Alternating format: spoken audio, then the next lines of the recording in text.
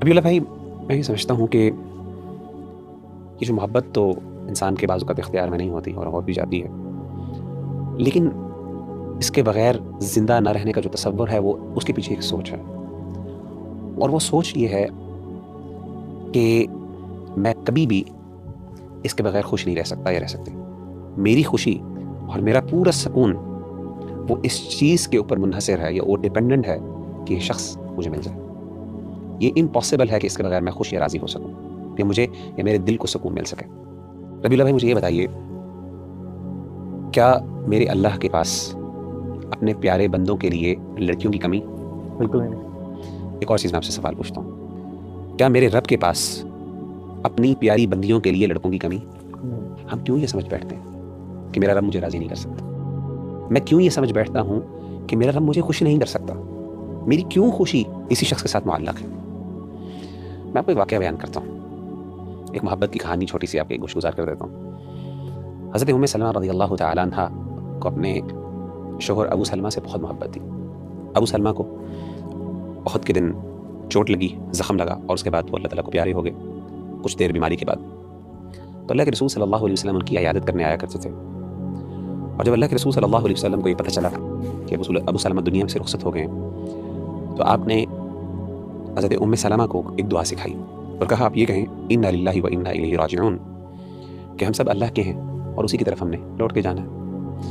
اور ساتھ یہ بھی کہ اللہم اجرنی فی مصیبتی واخلف لی خیرا منہا، کہ اللہ جو مجھ پہ تکلیف آئی ہے تیری طرف سے، اس تکلیف کو رائگاں نہ جانے دینا. کیا مطلب ہے؟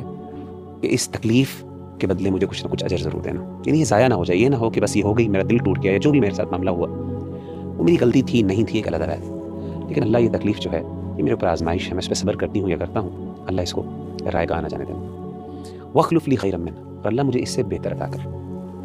ابو سلمہ اور ام سلمہ کی آپس میں بہت محبت تھی، اور ان کا واقعہ جو ہے ہجرت کا، وہ ذرا پڑھیں تو انسان کو اندازہ ہوتا ہے، بڑا دردناک واقعہ ہے ان کا جو فیملی میں آپس میں جو انہوں نے آزمائش جھیلی دین کی خاطر، وہ ذرا دل ہلا دینے والا واقعہ، وہ ذرا پڑھنے والا.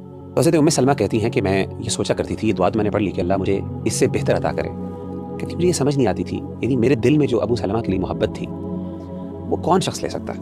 کہتے ہیں مجھے یہ بات ہضم نہیں ہوتی تھی، مجھے سمجھ نہیں آتی تھی کہ کون ابو سلمہ سے میرے لیے بہتر ہو سکتا ہے. انسان بھی یہ سمجھتا ہے محبت اور عشق میں کہ اس بندے کی جگہ کون لے سکتا ہے، اس سے بہتر کون ہو سکتا ہے. اس میں یہی سوال ہے. تو کہتے لیکن میں پھر بھی اس پر اعتماد کرتے ہوئے توکل کرتے ہوئے دعا پڑھتی، اللہ مجھے بہتر عطا کر. میرے نبی نے کہا کہ مجھے بہتر مل سکتا، میرا رب کہتا ہے کہ تجھے بہتر مل سکتا.